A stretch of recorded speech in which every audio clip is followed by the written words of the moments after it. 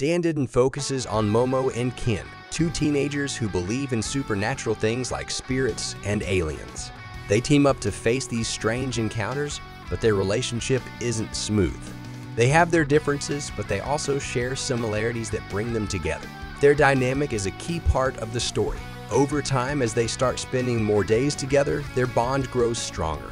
This connection becomes one of the most important aspects of the series, showing how their relationship evolves into something solid and meaningful.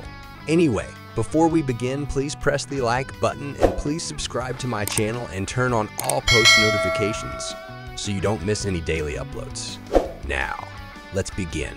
Momo's closest male friend, both in and outside of school, is Kin. While searching for Kin's missing family jewels, the two work together to deal with paranormal events. Momo struggles to call Kin by his real name, Takakura, because she admires the actor Ken Takakura and gets flustered every time she hears the name. To avoid this, she gave him the nickname Okurun because of his obsession with the occult. Momo first met Okurun when she stepped in to protect him from classmates who were bullying him. After helping him, she didn't want to continue interacting with him, but found herself drawn into a debate about whether spirits or aliens are real. This argument led to a spirit stealing Okurun's junk after he went to investigate what Momo mentioned. When she offered to help him retrieve it, Okurun admitted that he had wanted to be friends with her since they met because he had never had a friend before. However, he believed they lived in completely different worlds, so he gave up on the idea. Momo disagreed and told him that his problem was assuming no one would like him. She assured him that she wanted to get to know him better and was open to being his friend. After Momo and Kin worked together to defeat the Turbo Granny, Momo kept hanging out with him. She saw him as the only person at school she could openly talk to about paranormal stuff, and she looked forward to chatting with him after class. However, their friendship almost ended after a small accident. They bumped into each other, exchanged insults, and awkwardly denied having romantic feelings for one another, especially when Miko and Muko caught them in the moment and made assumptions. Later during class, Momo kept telling everyone that Kin wasn't her boyfriend. When he rushed over to her about an emergency involving his Kintama, she became irritated and avoided talking to him. Her friend Miko found this strange, pointing out that Momo would usually laugh off situations like this if Kin was just a regular friend. Things took a turn when Momo spotted Kin with Era and overheard Era bragging to her friends about how she used her charms to mess with him. Annoyed, Momo used her powers to drop a basin on Era's head as a way to defend Kin. She then walked over to his side, ready to head home with him. After that, the two forgave each other and made up. Momo's friendship with Kin hit a rough patch when she caught him secretly with Era at school. Earlier, Kin had told Momo he needed time alone to write a report, but when she found out he lied, it broke her trust. She walked away too upset to hear his explanation or work with him properly to fight the Serpo. Eventually, though, they made up after Kin explained the situation and reassured her it wasn't what it looked like. Momo genuinely cares about Kin's safety. During their fight against the Evil Eye and the Tetsukinoko, she promised to come back and save him from being trapped in the Tetsukinoko pit after she handled the creature. Once the battles were over, Momo immediately went back to help him. When she saw the pit filled with magma, she panicked, thinking she might have lost him.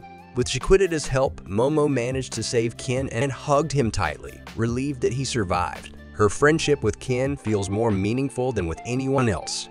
After his temporary stay at her house ended, Momo came up with a habit where they'd take turns saying goodbye every time he left her place, showing how much she valued their connection.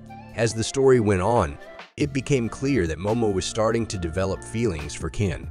There were many moments where she'd blush when she was around him or when something involved him. Even though Momo didn't think Kin would hang out with another girl, she couldn't shake the uneasiness she felt when she thought about Era. This made her almost want to go check on him, even if she didn't fully understand why. After the incident with Era, Momo was visibly upset. She sat in class with the memory of what happened stuck in her mind, feeling down about it. During the fight with the Serpo, Kin noticed that Momo seemed more hurt by the idea of him meeting another girl than by the fact that he lied. She tried to deny it, but her feelings were obvious. After they defeated the Serpo, Kin told Momo that he had been secretly training to impress her. This caught her off guard, and she didn't know how to respond because of how emotional it made her feel. Before she could say much though, Miko and Muko showed up, cutting the moment short. This situation also made Momo realize that Ken might be developing feelings for her too. She even started teasing him about his reason for training. Later, when Ken showed up on her first day working as a waitress with Miko and Muko, Momo couldn't hide her embarrassment about being seen by him in her work uniform. After everything that happened with the Kido family, the Teshinoko, and the evil eye, it became clear that Momo's feelings for Ken were growing. Her actions started to show it more. For example, on the way to visit Gigi's parents in the hospital, Momo casually placed her hand on top of Ken's, showing she wasn't bothered by him accidentally touching her earlier. Later, when Ken surprised her by picking her up from work late at night, Momo held his hand as they walked together. She told him it would help them stay warm in the cold, and after that, they started holding hands from time to time without either of them feeling awkward about it. Momo also developed a habit of lightly punching or poking Ken whenever she felt flustered around him. Her feelings for him became even more obvious when they were preparing to stop the cur from invading. Before leaving, Momo made sure to leave a plate of curry for Ken to eat when he woke up, along with a note that said, "Love ya." She wrote it without thinking much about it, but it showed how much she cared for him. Reiko Kashima's grudge against Momo made Momo realize something important. She really does have strong feelings for Ken. At one point, Reiko tried to trick her by mimicking Ken's voice and pretending to confess love to her. She used what she had observed about Momo's interactions with Ken and even used her ability to sense Momo's emotions. The plan almost worked. Momo was tempted to leave her room to hear Ken confess in person, but she figured out it was a trap just in time. Even so, Momo felt disappointed and unfairly angry at the real Ken the next day. Riko noticed that Momo struggles to be honest about her feelings and prefers for Ken to take the first step in admitting his feelings. After they stopped the Cur invasion, Momo remembered the love you note she had left for Ken and became embarrassed.